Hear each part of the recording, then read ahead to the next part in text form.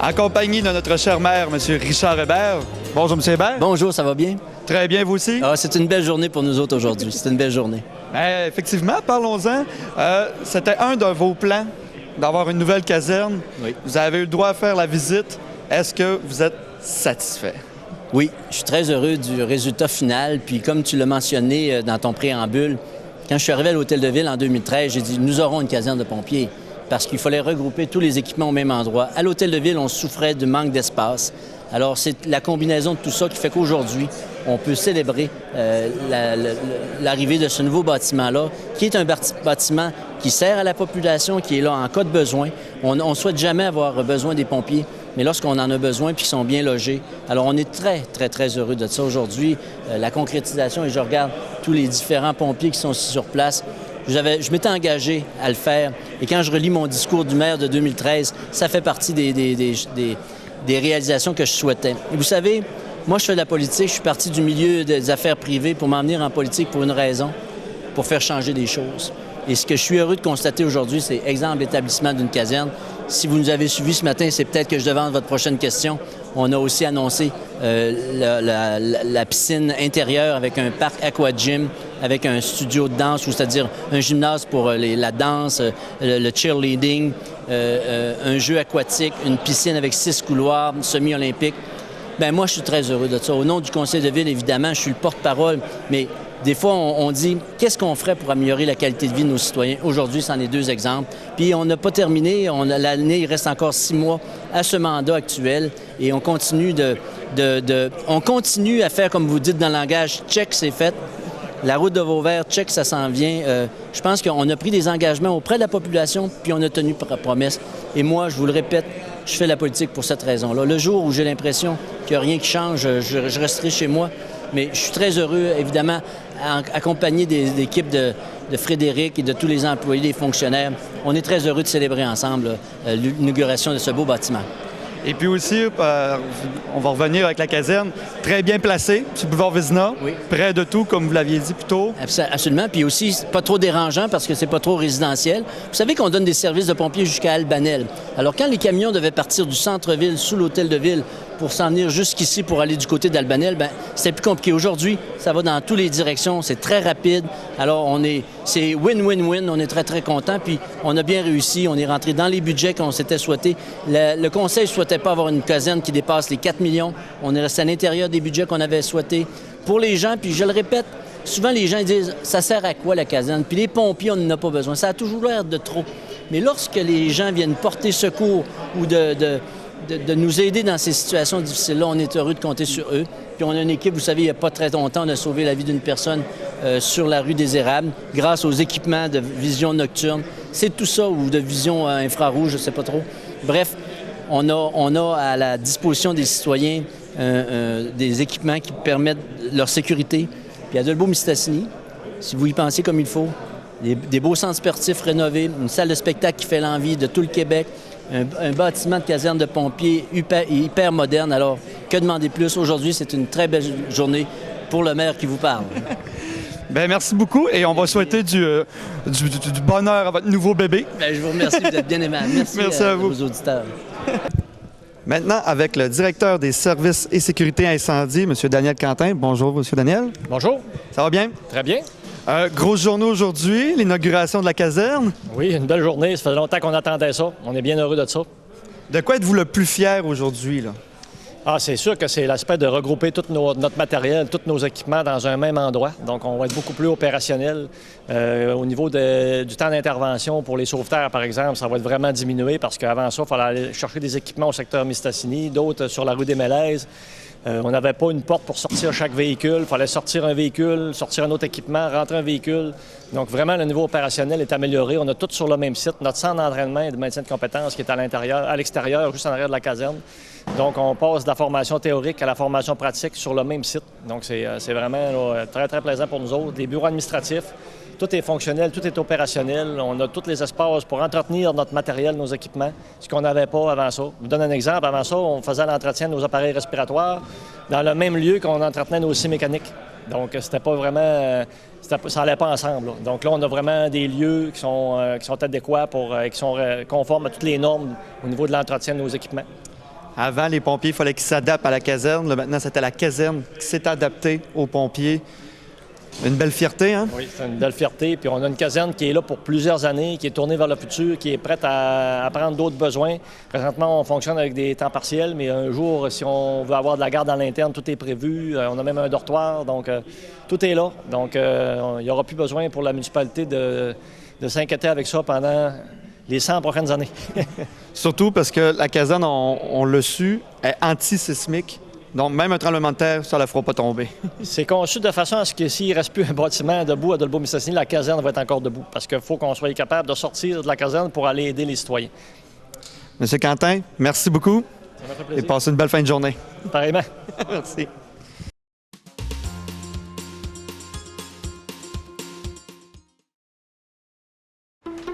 Il va y avoir 7200 personnes de plus pour soutenir les enfants dans les écoles. Ben, c'est bon pour la réussite des jeunes, ça. As-tu vu ça, ce qu'on met en santé? Super clinique, soins à domicile, puis un meilleur accès aux médecins de famille. Ouais, ça, c'est les bonnes priorités. Il y a des investissements dans l'innovation dans toutes les régions. C'est des bons emplois pour notre monde, ça? La réussite des jeunes, la santé et la création d'emplois. C'est ça, le plan économique du Québec. Révolution. Au Québec, on en a vécu plusieurs. On a eu la révolution industrielle, la révolution tranquille. Mais pour l'avenir de la planète, la plus importante, c'est la révolution énergétique. Ici, on l'a commencé il y a près de 75 ans, en faisant le choix de développer des sources d'énergie propres et renouvelables. Pour ça, on nous regarde. On nous admire. Continuons d'être un modèle. On exclut la personne qui parle. Vous avez déjà entendu ça.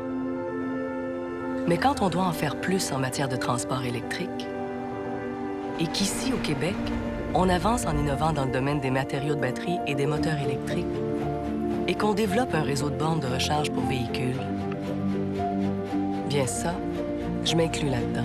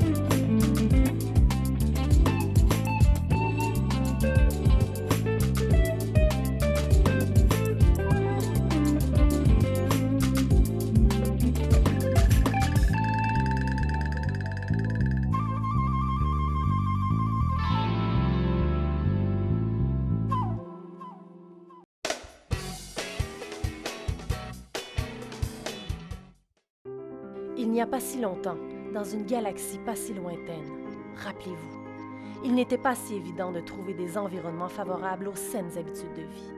Les quelques personnes qui en faisaient état passaient pour des illuminés. D'ailleurs, qui avait déjà entendu parler d'environnement favorable? Mais le monde a changé. Un mouvement s'est mis en marche grâce à vous. Depuis 2007, les forces s'organisent et s'activent pour que nos jeunes puissent acquérir de saines habitudes de vie. Des 4 coins de la région du Saguenay-Lac-Saint-Jean, vous êtes plus de 200 partenaires locaux et régionaux qui se sont unis pour favoriser la mise en place d'environnements favorables et permettre aux jeunes de 0 à 17 ans d'améliorer leurs habitudes de vie. C'est un combat quotidien qui s'est engagé où tous et chacun s'érigent en véritables héros. Car chaque action compte et ceux qui les posent le savent bien. Le monde se change à petits pas, un geste à la fois, si minime soit-il. C'est avec conviction et acharnement que vous vous êtes engagé à générer ces changements et à les incarner. Toutefois, la partie n'est pas encore gagnée. Ce qui fut changé demeure fragile et doit être protégé et partagé au plus grand nombre possible. C'est le début d'une ère nouvelle. Une invitation. Ensemble, réveillons la force.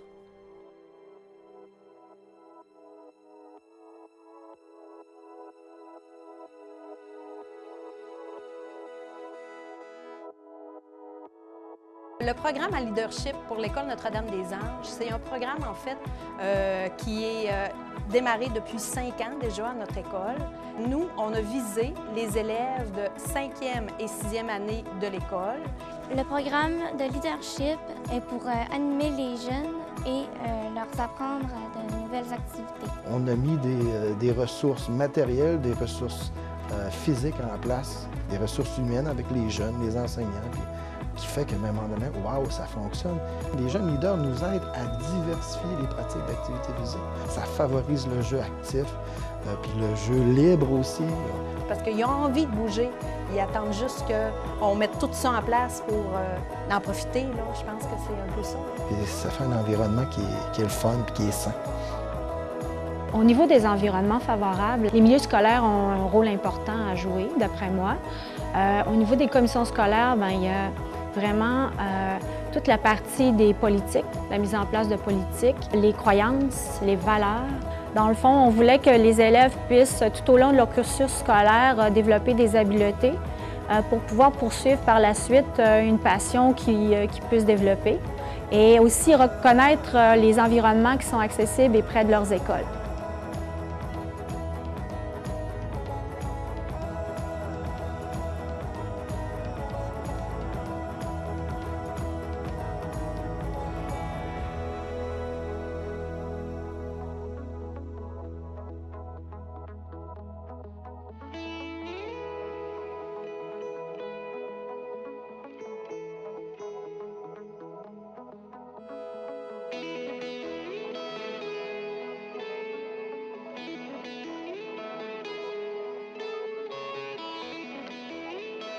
Géant, c'est pour Girardville, Saint-Edmond, Albanil, Normandin et Saint-Thomas-Didier. Dans certaines municipalités, on voulait offrir des activités et ce n'était pas possible.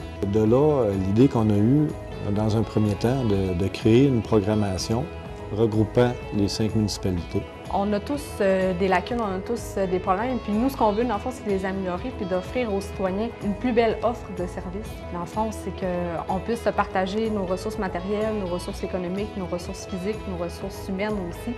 On a mis en place à l'automne 2015 une programmation des loisirs qui est partagée entre les 5 municipalités. Tu sais, ce qu'on veut, c'est pouvoir offrir des activités, c'est que les activités fonctionnent. Bien, il faut que les gens participent. Fait que si on a des gens d'ailleurs, c'est ce qui fait que l'activité est un succès. On a l'appui de nos dirigeants, de nos conseillers de ville qui sont très contents des résultats obtenus. On a l'appui aussi de la population. Les gens nous arrêtent pour nous dire « Hey, votre programmation, c'est vraiment bien, on est content, on est informés, puis on veut que ça continue. »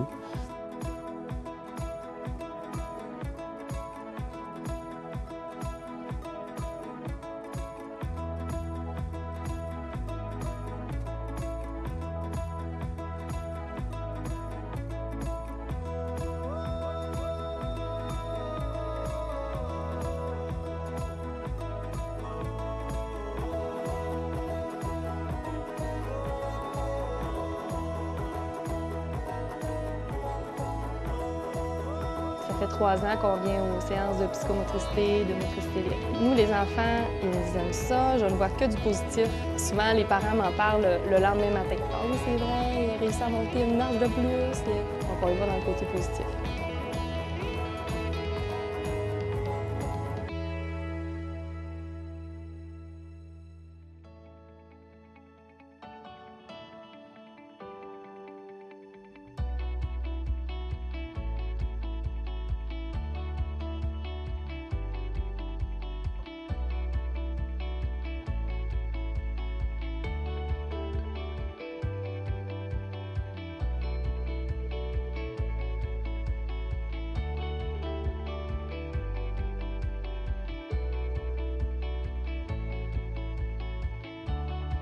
Alors, on a dans nos arénas, on a 2 cafétérias, on a à l'entrée principale des machines distributrices. Donc, à ce moment-là, c'est d'amener un choix supplémentaire, un menu santé qui s'ajoute au menu qui est déjà en place.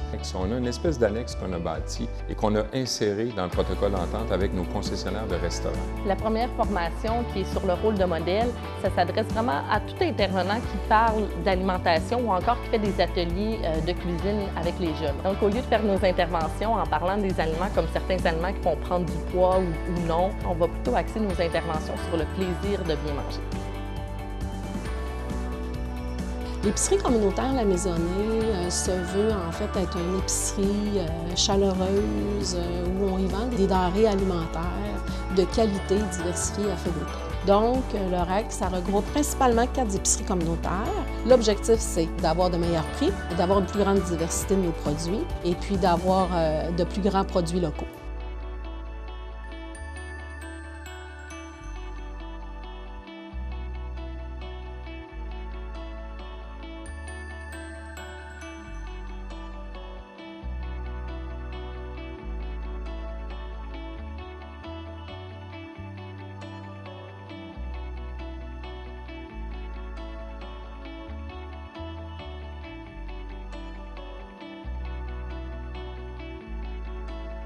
Ensemble, réveillons la force. Ensemble, réveillons la force. Ensemble, réveillons la force. Ensemble, réveillons la force. Ensemble, réveillons la force. Ensemble, réveillons la force. Yeah! Ensemble, réveillons la force.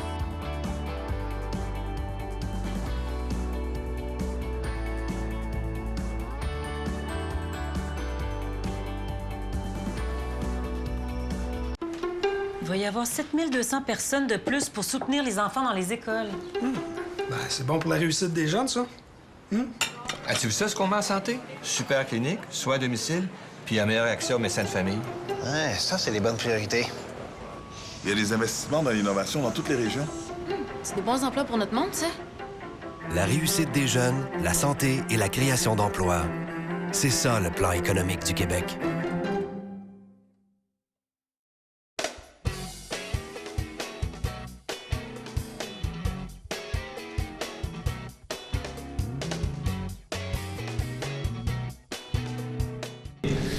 Évidemment, je vais aller directement à l'annonce aujourd'hui, puis ensuite on pourra peut-être faire quelques commentaires sur le contexte et tout ça, mais ce qu'on vient annoncer, c'est cette merveilleuse image qui est derrière moi, qui va devenir une réalité, qui est un nouveau complexe, pas juste de piscine, aquagym, pour que tout le monde y trouve son profit, ici à Dolbeau-Mistassini. Je veux que vous sachiez que le maire, M. le maire Hébert, était venu me voir au bureau de comté. Il y a plusieurs maires qui viennent nous voir pour plusieurs projets. Mais il m'avait fait un portrait et une demande à la fois très éloquent sur l'état des lieux, et on le constate, l'état de vétusté des lieux, la nécessité pour la communauté, pour les familles, d'avoir accès à de nouvelles infrastructures. Alors, on a commencé à travailler. En même temps, il y avait le projet d'Arena à Roberval, qu'on y a donné suite également. Alors, on est en action. Alors, le projet, puis je suppose que M. le maire va vous en reparler tantôt. J'arrive de la piscine où il y avait une activité tantôt. On parle d'un bassin à 6 corridors. C'est un bassin de 25 mètres, parce qu'apparemment, on a mentionné parfois 50 mètres. 50 mètres, ça prendrait un peu plus de terrain, mais 25 mètres, c'est ce qui existe dans la plupart des piscines qu'on a chez nous au Canada et au Québec. 2 aires de plongeon qui ne sont pas disponibles actuellement. Il n'y a pas de tremplin. Les vestiaires, les saunas, les mezzanines, et un parc aquatique avec un petit bassin peu profond à proximité immédiate. C'est surtout pour les plus jeunes enfants, des glissades, des jeux d'eau. Et le réaménagement d'un gymnase également, qui va être très nécessaire et très apprécié aussi. Tout ça ensemble, ce complexe Aquagym-là, représente un investissement total de 13,2 millions de dollars. Et la façon dont ça se fait, c'est qu'une fois que le gouvernement du Québec a fixé sa priorité, bien, le gouvernement fédéral et la municipalité embarquent chacun un tiers. Denis, à l'époque, on a fait plusieurs projets de ce type-là. En voilà un autre. Celui de Robertval, l'autre jour, était également du même style. Ils veulent également un environnement qui apporte des infrastructures pour leurs enfants, pour rester ici, pour avoir une qualité de vie. Alors, on parle d'infrastructures sportives, on parle d'accès à l'éducation, y compris au niveau collégial, même universitaire avec l'université régionale, et au niveau culturel. La nouvelle salle de spectacle, par exemple, je sais qu'elle attire beaucoup de gens ici. Et souvent, les familles vont décider de s'installer à un endroit quand ils voient que tout ça est réuni, puis que la qualité de vie pour eux et les priorités qu'ils ont pour leur famille vont être réalisables. Alors, je veux féliciter sincèrement, encore une fois, les bénévoles des deux clubs, les gens de la municipalité qui ont travaillé très, très fort depuis longtemps. Richard me parlait de la craque dans le fond de la piscine. Il m'en a encore parlé tantôt qu'il faut mettre la hausse dans la piscine pour la remonter parce que ça fuit tout le temps par la craque en dessous. Ça ne peut pas durer longtemps, cette affaire-là. Puis là, on va avoir quelque chose de flambant neuf, grande qualité, au profit des citoyens et des familles. Puis je suis très, très heureux, Richard, et le gouvernement fédéral qui n'est pas avec nous aujourd'hui, de m'associer à tous les partenaires pour que ce beau projet se réalise. Bravo pour ta persistance dans le dossier et ta patience, on peut dire. Quelle belle journée aujourd'hui. Patience et longueur de temps valent mieux que force et rage. Voilà un adage qui illustre bien, il me semble, le travail politique et qui prend tout son sens aujourd'hui à Dolbeau-Mistassini, avec l'annonce de la concrétisation d'un souhait que j'avais formulé au nom du conseil de ville lors de mon premier discours de maire en décembre 2013. On l'a vu tout à l'heure, la piscine est dans un état de désuétude avancée, ne répond plus à certaines normes et devrait être mise hors fonction si un bris survenait. Peu commode pour une infrastructure qui est la plus utilisée dans tout le secteur. D'abord, il va y avoir la mise aux normes, en fait, les plans et devis qui devraient se réaliser au cours de la prochaine année. Et aux alentours de 2018 devrait commencer la construction. Et les échéanciers par la suite, on parle au moins, je regarde Justin Néron, au moins 6 à 8 mois de construction, au moins. Alors, on croirait qu'au courant de l'année, à la fin 2018, ça devrait avoir lieu.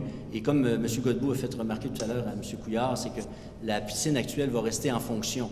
Alors, il n'y aura pas de coupure de service, à moins que la piscine rende l'âme prématurément. Mais normalement, il devra continuer à avoir le service en attendant que l'autre soit construite.